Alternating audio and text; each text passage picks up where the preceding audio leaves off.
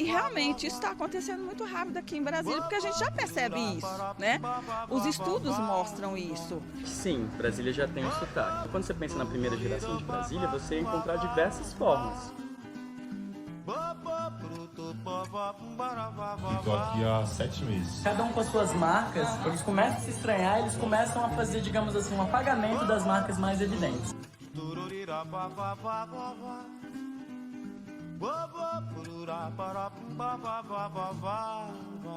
Candangos, pioneiros brasilienses calados. Aquele que sobrevive nessa terra seca, quente, que sabe viver no centro-oeste, no quadradinho.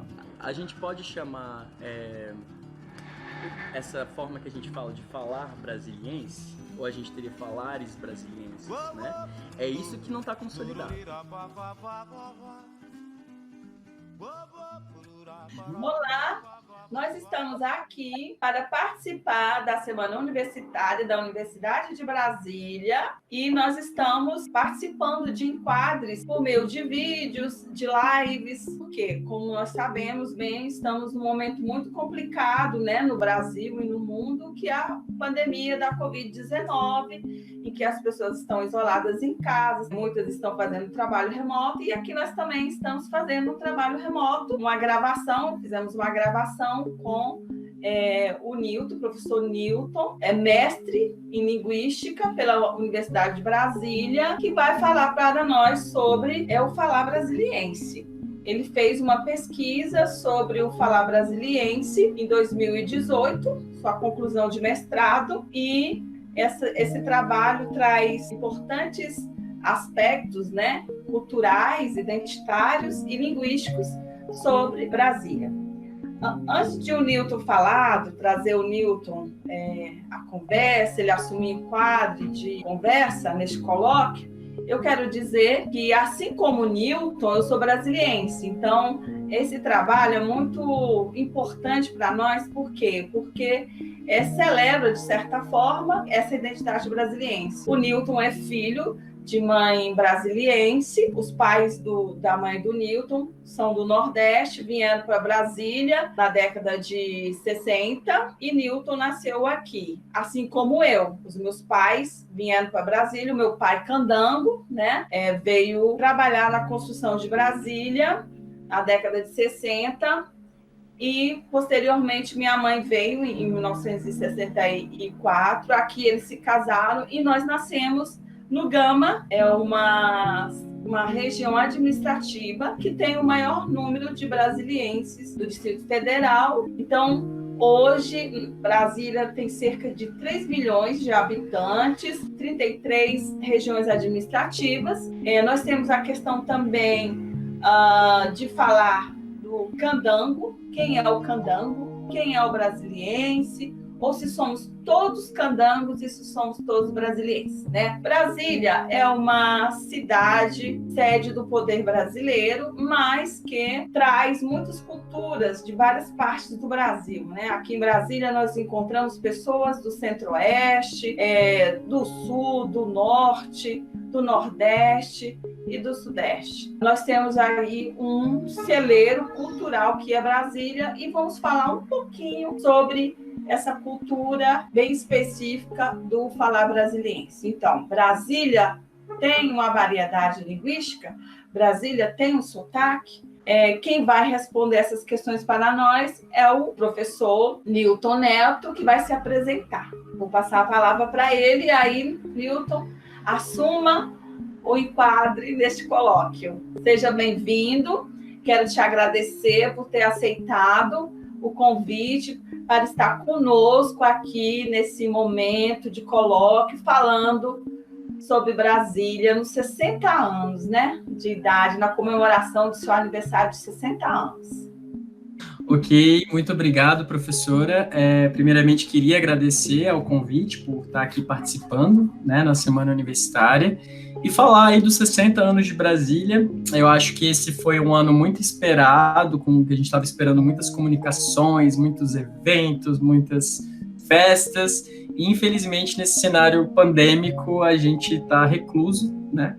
E, enfim, mas que bom que a gente tem essa oportunidade de falar aqui sobre a capital federal e os seus 60 anos de vida, né? Então, como você colocou, eu sou brasiliense, eu nasci e cresci aqui e também sou filho, né, de brasiliense. Meus avós chegaram aqui em Brasília nos anos 60, tá? Na verdade, chegaram um pouquinho antes, 59, e, enfim, minha mãe já nasceu aqui, filha caçula, né? Então, eu crescendo ali nos anos 90, né, quando eu falava assim que eu era de Brasília, quando eu estava fora de Brasília, várias pessoas já falavam, ué, mas você é de Brasília? E as pessoas nascem em Brasília? Eu falava, não só as pessoas nascem em Brasília, como a minha mãe é de Brasília, né? Então eu sempre tive muito interesse pela nossa história local, e sobre o que falavam sobre brasilienses, sobre essa cidade. E uma coisa que eu sempre escutei, e eu acho que eu sempre endossei quando eu era criança, essa questão de que brasiliense não tem sotaque, né? Eu achava isso um pouco estranho, porque quando eu saía daqui, as pessoas falavam algo da forma como eu falo, mas elas falavam assim, que bonito o seu sotaque, ou que diferente o seu sotaque, da onde você é, né? E aí eu falava, não, eu não tenho sotaque. Né? Então, assim, tem um imaginário na capital federal que, por a gente ser um mix de várias culturas, né, de pessoas que vieram das 5 regiões, que essa mistura teria se tornado em característica, e a gente não teria um sotaque, né? Só que se a gente vai nessa lógica, então a gente não teria uma cultura local, né? Porque a mistura de sotaques, na verdade, ela gerou um novo falar, né? Então, eu comecei a me interessar por esse tema, né? Queria também aproveitar para agradecer tardiamente que eu pude estudar bastante por esse tema por conta do Instituto Federal de Brasília, de onde eu sou professor também, né? Que permitiu o meu afastamento. Então, eu fiz uma pesquisa de campo, fui investigar essa questão do mito de que brasiliense não tem sotaque. Brasiliense tem sotaque ou não tem? E se tem, qual é esse sotaque, né? Só que aí o que eu descobri é que é impossível responder essa pergunta se brasiliense tem sotaque, Brasília tem sotaque, sem a gente se debruçar primeiro sobre 2 termos que são muito polêmicos, né? Linguisticamente falando. Primeiro, o que é Brasília? Né? Quando a gente fala assim, Brasília tem sotaque, de que Brasília você está falando? Você está falando do Distrito Federal? Você está falando da região administrativa de número 1, aquela onde fica o plano piloto? O que é Brasília? Porque, como a professora colocou, nós temos 33 regiões administrativas. E nessas 33 regiões administrativas, nós temos realidades socioeconômicas, socioculturais muito diferentes. Então, será que a forma como as pessoas falam em cada uma dessas regiões administrativas é similar? O que é Brasília, né? Quando você vai fazer uma pesquisa documental para entender, acho que muitos, até nós que nascemos aqui, a gente tem muita dificuldade com essa questão de entender qual a diferença de Brasília e qual a diferença de Distrito Federal. Nos 60 anos de Brasília, do Distrito Federal, esse termo Brasília nunca foi consenso, tá? Então, se você olha lá na nossa Constituição de 1988, Brasília é uma região que está dentro do Distrito Federal e é a capital federativa. Então, é como se na Constituição a gente tivesse ali DF, e dentro do DF uma região que é Brasília, né? E, de fato, por muito tempo, a região administrativa de número 1 se chamava Brasília, em relação a outras regiões que foram surgindo, né? Então, Brasília seria essa capital federal. Só que as pessoas que moram aqui, elas nunca se referiam a essa RA1, essa região administrativa 1, como Brasília. Elas sempre falavam plano piloto, né? Estou indo lá para o plano. Então, eu tenho que voltar do plano. E, por conta disso, algumas vezes, a Câmara Legislativa do Distrito Federal teve projetos para mudar o nome da RA1 para plano piloto, né? Que é o que acontece hoje. Então, a RA1 hoje, no Distrito Federal, ela não se chama Brasília, ela se chama plano piloto. Agora, o que acontece quando você muda o nome da RA1 para plano piloto? Você não tem nenhuma RA que se chama Brasília. Só que na Constituição está dizendo que Brasília é uma região que está dentro do DF. Então, o que aconteceu com Brasília, né? Então, hoje, o entendimento que a gente tem é que Brasília é o DF, né? Então, se você pega o governo anterior, por exemplo, do ex-governador Hollenberg, você vai ver que o programa dele era Governo de Brasília, GDF, Governo de Brasília. Então, assim, no imaginário, Brasília seria todo o Distrito Federal. Agora, se a gente entende dessa forma, a gente entende que existem várias Brasílias, com várias realidades socioeconômicas diferentes. A gente tem, se não a maior, uma das maiores desigualdades sociais do país, né? Então, na minha pesquisa, eu entendi essa distinção, e aí eu decidi que eu iria investigar as pessoas vivendo na região administrativa de número 1, né, a capital federal, ali, o plano piloto, versus alguma outra região que não dependesse da SRA1, alguma região que tivesse um cenário muito diferente, que tivesse sido construída na mesma época, e que fosse relativamente independente. E aí eu acabei escolhendo o Gama, né, porque o Gama é a região administrativa, enfim, onde atualmente, né, a gente tem mais brasilienses nascidos, né, a gente tem mais brasileiros. Ainda tem uma questão, hein, Milton? Lembra que você é uma delas, né? Sou gamense, Milton. Gostaria que você pesquisasse no Gama também. É outro motivo. Sim, exato. E tem essa questão do Gama ser uma das regiões mais distantes do plano piloto, do Gama ser relativamente independente. Então, pelo menos na primeira geração, né, do Gama, tem uma questão de você nasce no Gama, você trabalha no Gama, você estuda no Gama. Então, o que eu queria observar existe diferença entre você nascer no plano piloto e você nascer no Gama no falar, mas também no seu entendimento do que é Brasília, do que é brasiliense, do que é cantango, do que é candango. Teve isso, né? Teve esse fato de que eu sou um brasiliense da segunda geração, cresci no plano piloto, e a minha orientadora, a professora Rosineide, cresceu no Gama também. Então, foi legal que a gente pôde, além de toda a questão acadêmica, a gente pôde trocar narrativas de vida, né? Porque a minha pesquisa, para além de observar a fala, que eu já vou falar sobre ela um pouco, ela entra nas narrativas de vida, do que é ser gamense, como a professora colocou, e do que é ser... A gente não tem nenhuma palavra para quem nasce no plano piloto, né? A gente não fala plano pilotense. O senso de comunidade, né, de quem nasce no Gama e de quem mora na RA1 é muito diferente. Começa por aí. Ainda tem um detalhe que eu queria enfatizar, que você acabou de falar sobre isso, que é sobre o gentílico, né? Quando nós saímos, nós dizemos às pessoas que nós somos brasilienses. Eu mesma tenho esse hábito de falar que sou brasiliense, eu não falo que sou gamense, né? Isso tem a ver com aquilo que você disse sobre a relação das regiões administrativas. Brasília é uma região administrativa? Não é, né?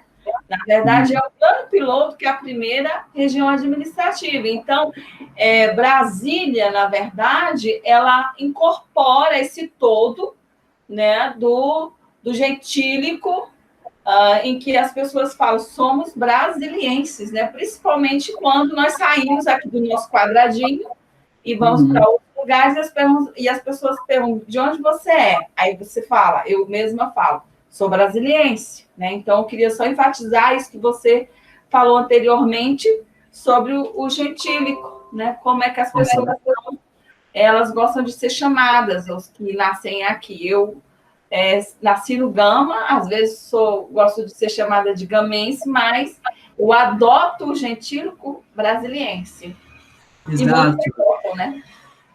Então, essa ideia, né, de a gente ter um gentílico brasiliense, né, será que é muito fácil você irritar um brasiliense da nova geração, porque normalmente eles não gostam de ser das novas gerações, de ser chamado de candango, eles já chegam e falam, não sou candango, eu sou brasiliense, né, candango é quem veio para cá.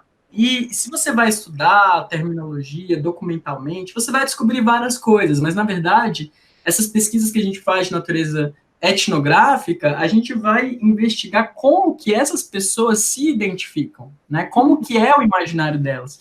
Então, assim, de fato, independente da região administrativa que você olha aqui no DF, normalmente quando os nascidos no DF viajam, dificilmente você vai ouvir ele falando, eu sou do DF. Normalmente eles falam, eu sou de Brasília, né?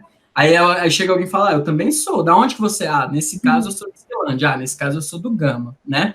Agora, internamente, o que a gente observa é que essas diferenças não são harmônicas, né? Então, assim, uma pessoa de Ceilândia, uma pessoa do Gama, muitas vezes não se identifica, né, com o que acontece ali no plano piloto, porque eles têm um modus operandi muito diferente, um senso de comunidade muito maior, um perfil de imigração muito diferente, uma história diferente, né? Então, assim, o que eu descobri na minha pesquisa é que tem até um enquadre muito bom, né, que uma menina do Gama, ela fala que ela estava fora do país, ela estava no Chile, e aí encontrou alguns brasileiros, e aí perguntaram, da onde você é? Aí um falou, eu sou do Rio.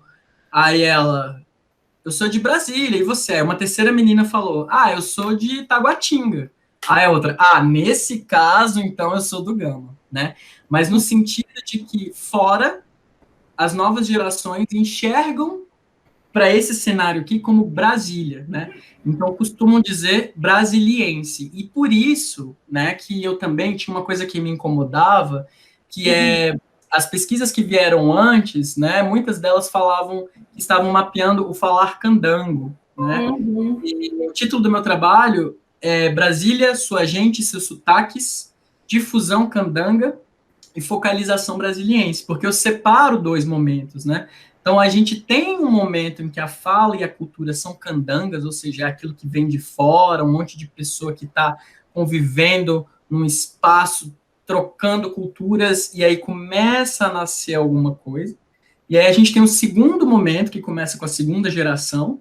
Para mim, ali, a cultura já começa a mudar. A gente já começa a criar um modo de vida brasiliense, né? Brasília, se você entende que cada geração tem em média 20, 25 anos, os primeiros brasilienses da quarta geração estão nascendo agora, né? Nilson, explica para as pessoas como é que você fez essa organização da divisão de quem é o brasiliense de primeira geração, de quem é o brasiliense de segunda geração e de agora, né, o brasiliense de terceira geração. Como você organizou isso metodologicamente? Como é que eu faço essa diferença, né? Primeiro a gente separa o que seria o intervalo entre uma geração e outra, né? Então é um consenso em algumas frentes linguísticas que se separa uma geração entre 20 anos ou entre 25 anos, né? Na minha pesquisa, eu optei por 20 anos, porque quando você vai analisar os censos demográficos do Distrito Federal, você vê que nos últimos 60 anos, a maioria das mães do DF são mães nessa faixa etária, de 20 a 24 anos. Então, eu organizei as gerações de 20 em 20 anos. Então, a primeira geração seria aquela nascida entre os anos 60 e 80, né? E aí, a segunda geração entre os anos 80 e anos 2000, assim, né? Só que o que acontece? A gente não pode fazer um corte tão brusco assim entre uma geração e outra, porque a gente tem vários anos de transição. Então, uma geração começa a indicar o que vai acontecer daqui a pouco, e a geração nova ainda tem influências da geração anterior. Então, o que eu fiz? Eu separei esses dois intervalos, mas eu descartei anos transicionais, né? Para ficar bem clara a diferença. A minha primeira geração de colaboradores foram pessoas de 43 a 60 anos, né, que é o que a gente tinha lá, e da segunda geração, pessoas de 23 a 32 anos, né? Então, eu contrastei o falar dessas duas gerações. Outra questão que você falou do título da sua dissertação, que eu acho um aspecto muito interessante, é sobre o que é focalização e difusão dialetal, né? Porque nós utilizamos termos aí bem específicos, bem científicos, mas no senso comum, como seria isso, para as pessoas entenderem melhor, né? Excelente. Então, quando a gente pega... Brasília é um laboratório linguístico, sociolinguístico incrível, não só pensando no cenário brasileiro, mas mundial, né? Porque quando você pensa assim, a gente tem um novo território que vai ser, de um dia para o outro, assim, no intervalo de 2 anos, 3 anos, vai ser habitado por falantes de uma mesma língua, que não nasceram ali, mas que vieram de diversas regiões, né? Então, você pega uma pessoa do Rio Grande do Norte, uma pessoa do Ceará, uma pessoa de Minas, de Goiás, e coloca todo mundo para morar ali, né? Normalmente não é assim que as histórias das línguas, né, e até culturais acontecem. Normalmente você tem conflitos de guerra, você tem, enfim, descobre-se um rio e aí as pessoas começam a habitar aquela região. Brasília não. Então, nesse sentido, há um quê artificial, né, dessa ocupação do cenário. É claro que a gente já tinha comunidades morando aqui em Planaltina, em Braslândia, comunidades rurais, mas você tinha 6 mil pessoas. E aí, alguns anos depois, você tem 100 mil pessoas, né? Agora 3 milhões. E agora a gente tem 3 milhões. Então, assim, o que seria a difusão dialetal? A difusão é esse momento em que eu tenho o meu falar, você tem o seu, e quando você fala, isso soa um pouco estranho para mim, né? Então, o gaúcho vai estranhar o cearense vai estranhar o goiano, e aí o que acontece? Cada falante começa essa palavra não é tão boa, mas começa a neutralizar as suas marcas mais proeminentes, né? Então, por exemplo, se o gaúcho ele é estereotipado pela forma como ele canta, ele vai tentar cantar menos, né? Cantar também é um termo que não é técnico, mas enfim. Então, você começa a ter uma neutralização do falar do indivíduo, né? Então você começa a ter uma coisa meio incaracterística, né? E aí você tem a primeira geração, os filhos que nascem, os filhos desse imigrante. Então os filhos desses imigrantes, eles são as crianças, em geral, que determinam como uma língua vai evoluir ou não, como uma variedade linguística vai se transformar para um lado ou para o outro. Então, por exemplo, eu escuto muito, né, que Brasília é uma mistura, tem de tudo. E mais ou menos, porque assim, dentro dessa mistura, quais foram as formas que sobreviveram e quais foram as formas que morreram, né? Porque, por exemplo, se você pensa ali no cenário dos anos 60, né? Você tem muitos imigrantes nordestinos, você tem muitos cariocas, muitos goianos e muitos mineiros. Então, eu vou falar aqui de um fenômeno, por exemplo, a realização do S em plural, né? Ou do S em final de palavra. Então, 2, 3, né?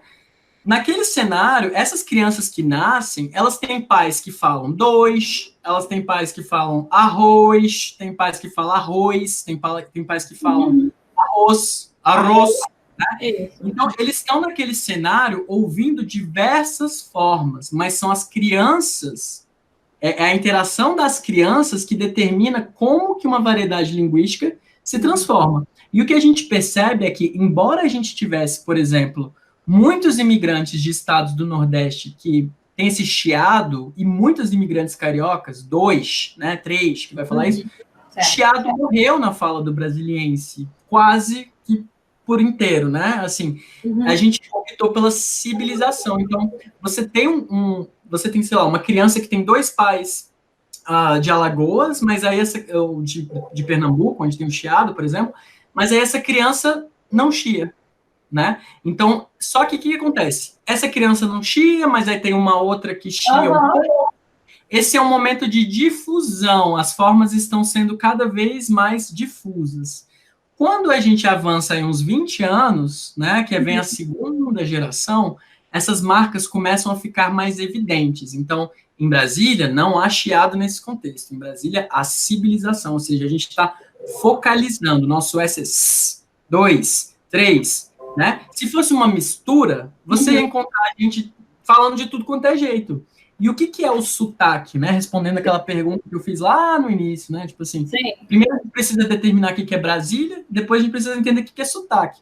Se você grava uma pessoa falando, né? Suponhamos que essa pessoa nasceu no Gama, ela tem ensino superior completo, ela morou no setor leste, etc. Aí você grava uma outra pessoa do Gama com o mesmo perfil e elas não se conhecem. A chance de você gravar e você encontrar mais similaridades do que diferenças é muito grande. Então, você vai olhar para como essas duas pessoas produzem o S, você vai olhar para como essas duas pessoas produzem o R em final de sílaba, como é que elas produzem as vogais, né? E aí, quando você olha e você acha muitas similaridades, na verdade, quase tudo é similar, você começa a entender, bom, então existe uma norma de pronúncia aqui. não é simplesmente uma mistura em característica. E se você tem uma norma do tipo, esse indivíduo fala de um jeito, esse aqui nem conhece o outro, mas ele também fala do mesmo jeito, de um jeito muito similar, então provavelmente você tem um sotaque, tá? Como você colocou aí, sotaque não é uma palavra que a gente usa, né, assim, linguisticamente falando, ela não é uma palavra técnica, né? O sotaque, são todas aquelas marcas relacionadas à forma como uma palavra é pronunciada, a forma como uma frase como se entoa uma frase, né? Enquanto, quando eu falo assim que eu estudo sotaque de Brasília, muita gente fala, sim, o sotaque de Brasília é véi. É doido, é loura, velho. Bora ali, tipo assim. Né?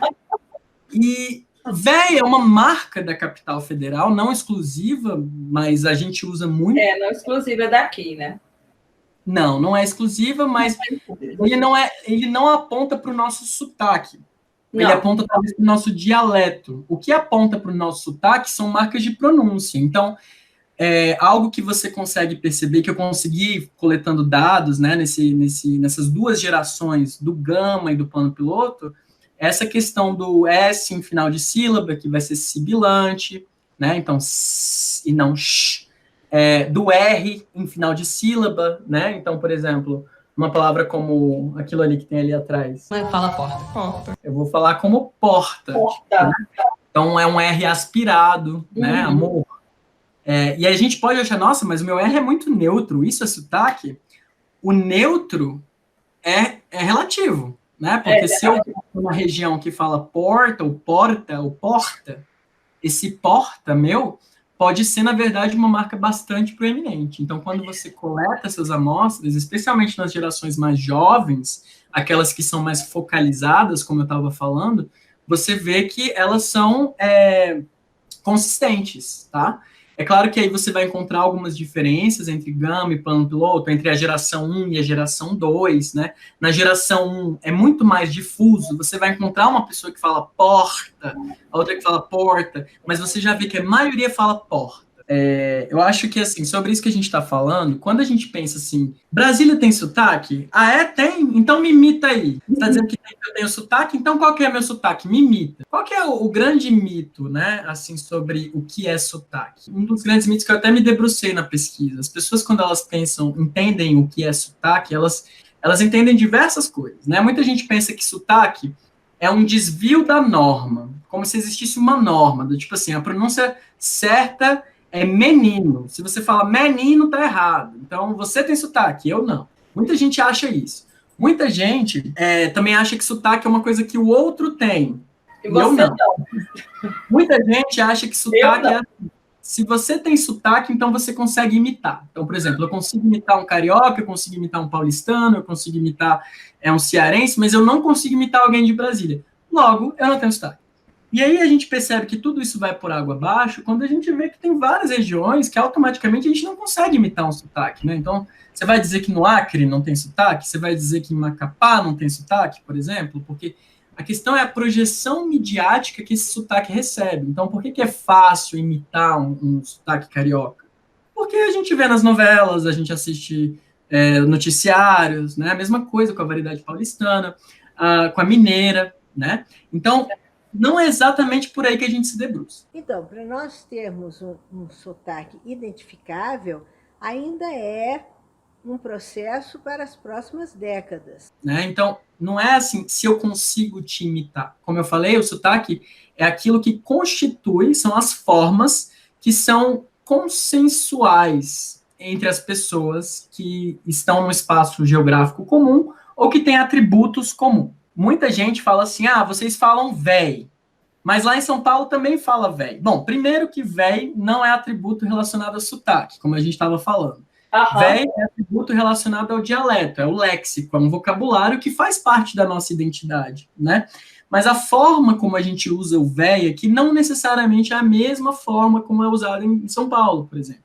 Mas falando do sotaque especificamente, o que acontece não é se eu dou conta de imitar o brasiliense ou não, mas se eu colho amostras da fala dos brasilienses e eu encontro muito mais similaridades do que diferenças. Então, uma coisa que está acontecendo agora é muitos brasilienses estão começando a ser reconhecidos, sim, pela forma como falam, quando eles viajam para cidades que já esperam um fluxo grande de brasilienses. Então, quando você vai para Porto Seguro, que é um destino muito procurado, e você fala, eu já escutei várias histórias de gente falando, caramba, esse cara sabia que eu era de Brasília. Ou quando você vai para Goiânia, ou Caldas Novas, ou lugares que já são conhecidos por receber um fluxo grande de brasilienses, esses lugares talvez consigam e até se atrevam a imitar o brasiliense, né? Mas a gente não ganhou essa projeção nacional. Tá, então podemos dizer que há sotaque em Brasília?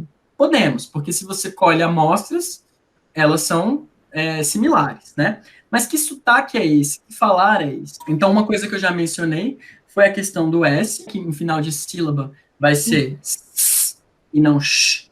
E aí você poderia falar, em Minas também é assim.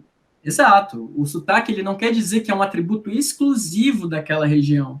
Mas naquela região as pessoas falam desse jeito, tá? Só que elas não falam só com S, assim. Vai ter uma série de outras coisas que essa região produz que provavelmente Minas também não produz, tá? Então a gente tem esse S, a gente tem o R em final de sílaba.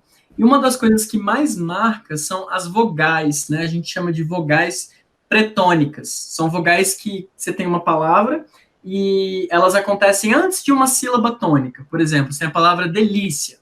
A palavra delícia, li é a sílaba tônica. Mas qual que é a vogal que vem antes? Esse E aí, né?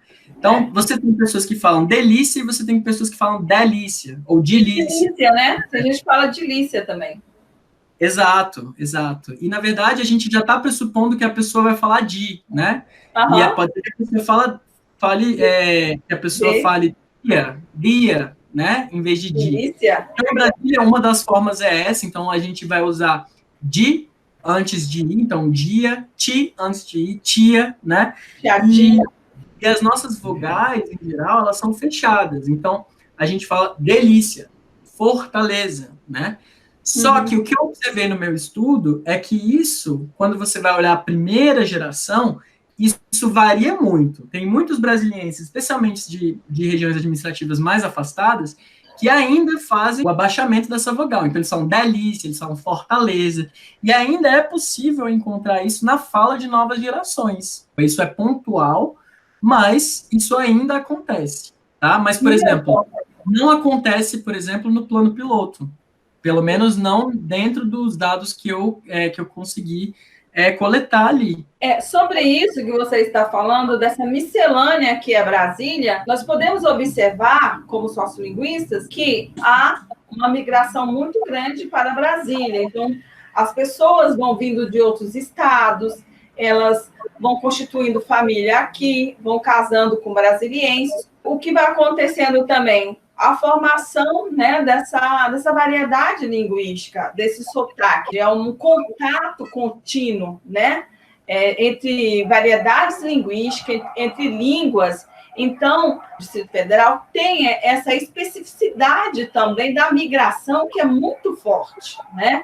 Então, leva um pouco de tempo para a gente realmente ter uma visão muito geral do que seja falar de uma região, mas você explicou muito bem na sua tese, na sua pesquisa, na sua dissertação de mestrado, que nós já temos, de fato, como comprovar o sotaque brasiliense, né?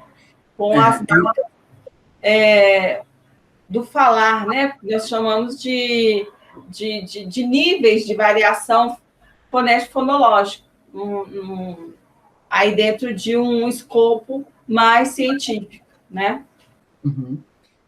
Eu acho importante pontuar que quando eu decidi, por exemplo, o nome do meu trabalho, que seria Brasília, sua gente, seus sotaques, em primeiro lugar é isso, eu queria estudar o que é Brasília e depois a gente de Brasília, né? Quem são essas pessoas? Quem são as pessoas que nasceram aqui? Essas pessoas têm histórias, né? Então, quando eu chegava para fazer a minha pesquisa, eu não estava lá para falar, deixa eu escutar você falando, deixa eu ver se tem... Não, eu estava ali para mapear as histórias do Distrito Federal e entender o que é esse imaginário brasiliense. Então, eu tinha duas comunidades ali que eram muito diferentes, né? Uma comunidade que nasceu e cresceu no plano piloto, né? Primeira geração e segunda geração, e uma comunidade que nasceu e cresceu no Gama. E aí, essa questão da arquitetura, né, por exemplo, a gente tem todo um vocabulário porque a nossa arquitetura é diferente. Isso é muito verdade quando você está estudando a comunidade do plano piloto. Então, quando você pergunta para uma pessoa do plano piloto, pelo menos foi o que eu encontrei ali nas minhas pesquisas, fala um pouco sobre Brasília, o que é Brasília. Os falantes trazem muito na sua fala a questão da arquitetura. A arquitetura daqui é diferente, o paisagismo é diferente, as coisas são diferentes, a logística é diferente. Por quê? Porque o plano piloto tem uma arquitetura muito diferente, enquanto as regiões administrativas, elas já têm algo mais parecido com cidades normais brasileiras, né? Olha só, sobre a arquitetura e o plano arquitetônico do Distrito Federal, né? Que quando, só lembrar dessa questão, quando você vai dar um endereço de uma região, aqui você fala quadra 1, quadra 2, conjunto, e a pessoa, não tem avenida, esse lugar não tem nome, essa rua não tem nome, e aí, como você falou também, que isso tem que ficar muito claro, é que, às vezes, nós confundimos também a utilização de léxicos, né, de palavras que existem aqui. Por exemplo, tesourinha, né? Balão, mas balão é muito daqui, né? Que é essa circunferência que nós temos aí, né? nas pistas de Brasília. Que é outra questão aí que tem relação com o que você está falando, né? Exato. A questão da arquitetura, né, da logística de endereços é diferente no DF inteiro, né? A gente tem esse imaginário. Mas o que eu estava falando é a relação da comunidade do plano piloto com o que é Brasília e a relação da comunidade do Gama com o que é Brasília. Então, por exemplo, quando você pergunta para uma pessoa que nasceu no Gama, o que o Gama tem de diferente? Ele não vai falar da arquitetura. Não é isso que eu encontrei ali nos dados, né? Ele vai falar, por exemplo, os dados que eu encontrei. O Gama tem time, o Gama tinha um cinema de rua, né? O Gama tem um teatro galpão, o Gama tem uma praça muito famosa, tem esses restaurantes. O que eu mais gosto aqui no Gama é que você chega na farmácia e eu estudei com aquele cara lá que está me atendendo. Então, o depoimento que eu encontro ali das pessoas que nasceram e cresceram no Gama é um senso de comunidade, lealdade, né, que forma o imaginário daquela região, que você vai ter um slogan como quem ama mora no Gama, por exemplo. Você chega no Gama e tem um letreiro gigante, bem-vindo ao Gama, né? Você não chega no plano piloto e tem bem-vindo ao plano piloto, porque o plano piloto, ele é, por si só, algo muito dissolvido. O que é plano piloto, né? Como que fica a identidade dessas pessoas que nasceram no plano piloto? E não é que elas não tenham identidade, elas têm uma identidade muito forte, né? Mas ela aponta muito mais para como a cidade é estruturada, né, do que como as pessoas interagem ali. Então, você vai ter muita gente trazendo vocabulário arquitetônico para dizer, não, isso é de Brasília. Enquanto quando você vai para uma cidade mais afastada, né, do DF, você vai ter outras características mencionadas.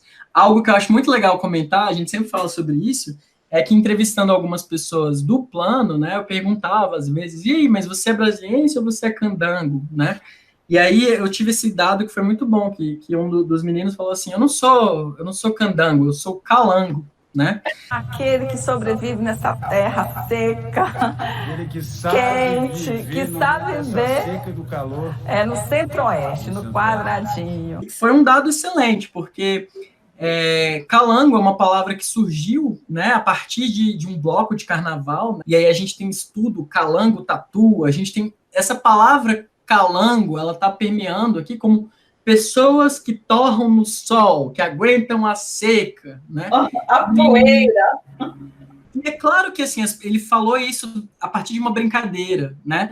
Mas é quando uma comunidade começa a ter brincadeiras sobre quem são, sobre as suas origens, que nome que eles se associam, se identificam, que a gente pode dizer, não, aqui existe uma comunidade, aqui existe uma comunidade diferente.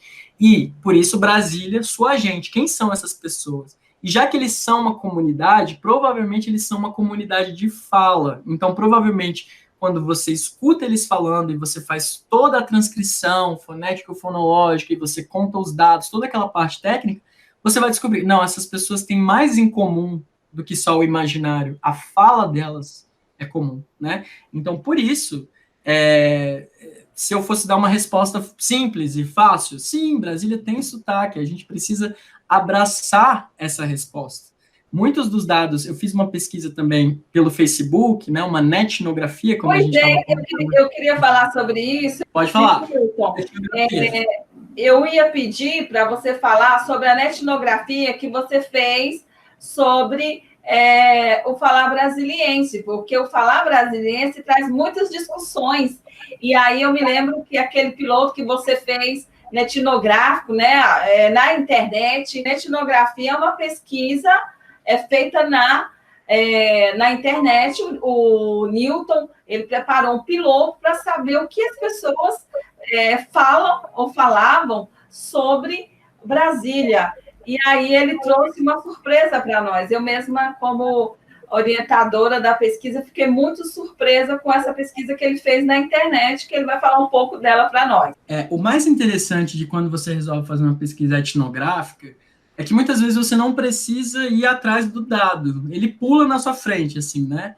E aí, nesse caso, minha pesquisa começou, como você falou, como uma pesquisa netnográfica, porque eu estava navegando ali no Facebook, e aí apareceu um meme, assim, né, na minha tela. Brasília tem sotaque? Não, como é que é? A pessoa fala assim, legal seu sotaque, maneiro seu sotaque. Aí fica uma pessoa assim, sotaque? Que sotaque? Eu tenho sotaque? Você tá bem, né? E aí o que foi mais interessante é que isso aconteceu numa comunidade que não era sobre Brasília, era sobre cartoons, e aí postaram esse cartoon lá, e várias pessoas do Brasil inteiro começaram a comentar sobre isso. Pessoas de Brasília e pessoas de diversas partes do Brasil. Assim. Então, eu comecei por ali para entender qual que é o imaginário dentro e qual que é o imaginário fora. E aí você vai entender que fora, a maioria das pessoas vai falar, claro que vocês têm sotaque, o que vocês estão falando? E que dentro ainda tem essa questão, não, eu não tenho sotaque, não tenho, vocês que têm. E aí uma fala me chamou muita atenção, um comentário de uma pessoa de Recife, né, que falou assim, quando vocês dizem que não tem sotaque, vocês estão afirmando que não tem identidade. Né? Olha só.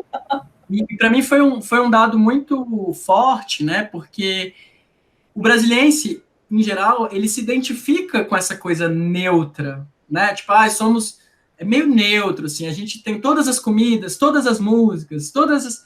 Só que, como eu falei, é neutro ou é misturado, né? Porque se é misturado, seria tudo. E se é neutro, não seria incaracterístico. Então, assim, o fato de a gente apontar para algumas escolhas e não outras já revela que a nossa identidade está muito bem construída e encaminhada. A gente só tem dificuldade de olhar para ela no momento presente. Tá? Mas tem muitos estudos sociológicos e sociolinguísticos, né, apontando para isso. Né? O que é ser o brasiliense? Mas o que é ser o brasiliense que nasceu numa zona central, né, do plano piloto, no Lago Sul, no Lago Norte, e o que são os brasileiros que nasceram e cresceram em zonas periféricas? Eles vão ter experiências de vida, relações com a cidade muito diferentes, né? Então, por exemplo, se você colhe amostras ali da fala dos jovens de Ceilândia, essas amostras que não entraram no meu estudo, mas eu tenho observado, enfim, depois que você começa a estudar, seu ouvido fica treinado, elas já é muito diferente de como se fala no Gama ou como se fala no próprio plano piloto. Por quê? Porque o contingente migratório para a Ceilândia é muito diferente o perfil, né? O estado que mais mandou imigrantes para o DF, muita gente acha que foi algum estado do Nordeste, mas foi Minas Gerais. Agora, quando você pensa em termos de região... Olha só, me chama a atenção, né, sobre a grande... massa, né, de pessoas oriundas de Minas Gerais até hoje para Brasília. Será que isso não influenciou na pronúncia da sibilante do S, né? Que é às vezes confundido. Você é de Minas e quando você é brasiliense. Então, olha, você trouxe um dado muito interessante aí, né? Que pode influenciar na pronúncia da sibilante, né, do S. O contingente migratório por si só não dá conta de explicar, mas aponta para algum lugar. Porque não necessariamente porque você tem a maioria de pessoas produzindo um fenômeno que a nova geração vai manter isso.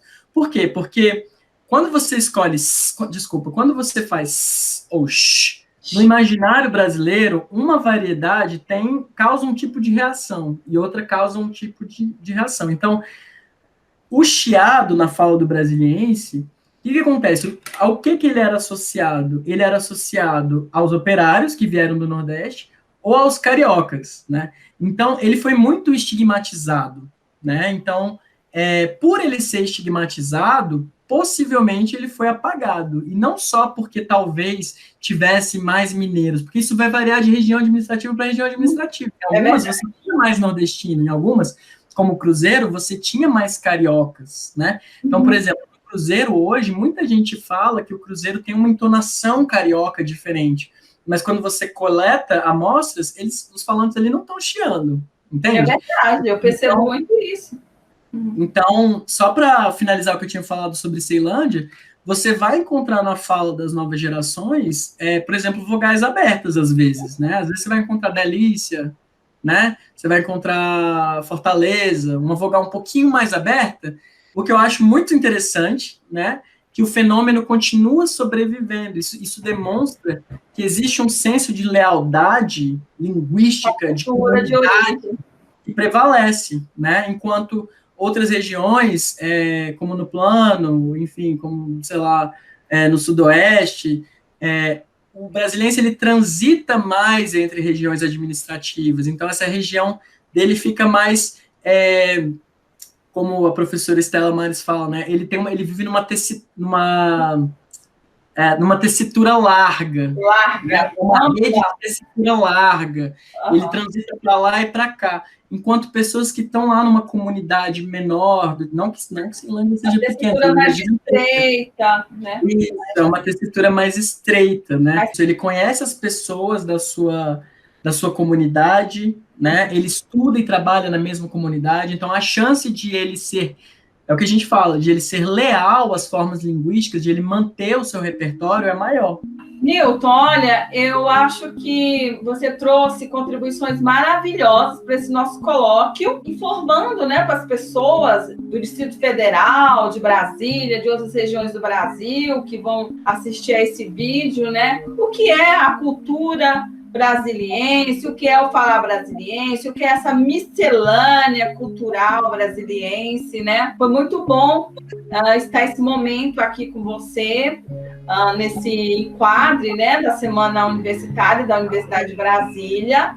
Quero dizer que esse programa ele faz parte da extensão da Faculdade UNB Planaltina, que eu não havia dito ali no início da nossa conversa. E eu queria saber se você tem mais coisas para dizer, porque eu sei que, né, como orientadora, que fiquei muito feliz com o seu trabalho, nós aprendemos muito juntos, foi um trabalho de grande satisfação, porque somos brasilienses e gostamos dessa identidade brasiliense e queríamos mostrar para o Brasil, né, para o mundo, para Brasília, essa cultura brasiliense, essa miscelânea, mas que tem já uma formação identitária linguística, ou seja, sociolinguística, para instigar mais, né, as pessoas a pesquisarem, a ler seu trabalho também, que é um trabalho maravilhoso.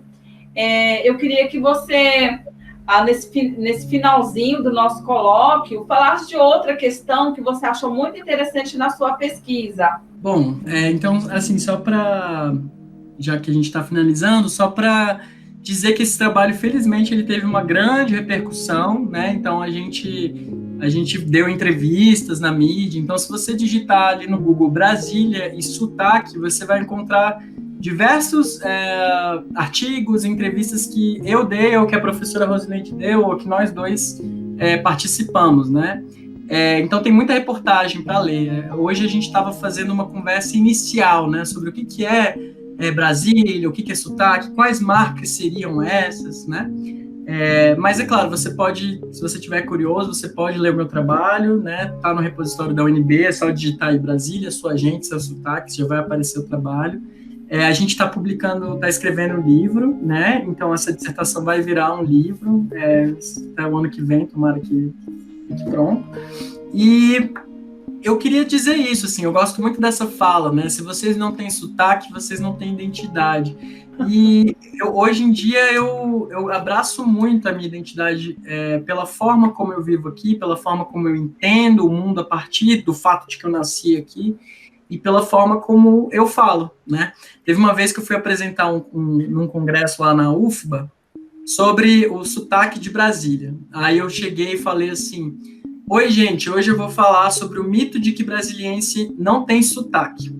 Aí quando eu apresentei, né, uma moça do Santa Catarina, se eu não me engano, eu não lembro agora o estado, ela levantou a mão e falou assim: nossa, mas quando você falou que você ia falar sobre o mito do não sotaque, eu já percebi que você tinha sotaque, né? Então, o sotaque, ele tá nessas marcas que parecem pequenas, mas que são definidoras. Aqui a gente fala sotaque ou fala sotaque? Ou fala os dois, mas depende do contexto. Fala delícia ou fala delícia? Fala dois ou fala dois, né? Se fosse uma grande mistura em característica, você escutaria tudo, não teria estranhamento, né? Então, nesse caso, nesse sentido, a gente já...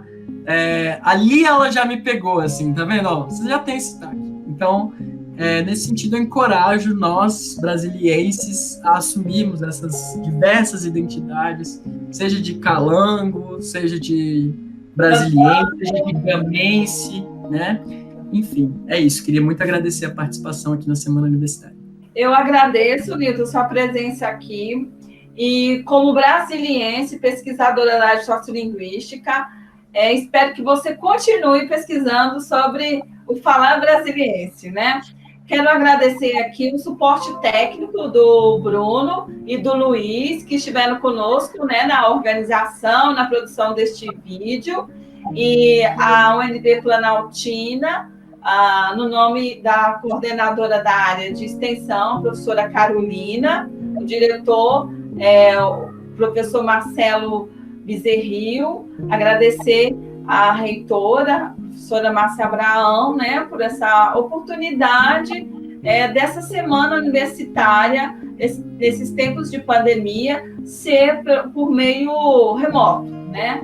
E aí nós tivemos a oportunidade de gravar o nosso vídeo e mostrar o Falar Brasiliense para vocês na comemoração dos 60 anos de Brasília. Agradeço, então, a todas as pessoas que contribuíram e vamos continuar nossa conversa sobre Falar Brasiliense em outros enquadros. Nilton, um abraço para você e muito obrigada. Tem alguns autores que falam que o sotaque é o jeito mais barato e mais rápido de dizer de onde você é e quem você é.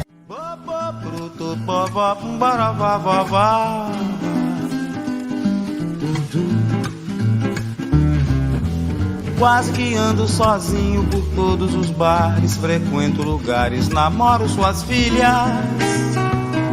Brasília. E posso dizer que começo a voar sossegado em seu avião. E mesmo com o ar desse jeito tão seco, consigo cantar no seu chão. Quase que me sinto em casa em meio às suas asas e Ws e Ls e eixos e ilhas. Brasília, cidade que um dia eu falei que era fria, sem alma, nem era Brasil, que não se tomava café no mais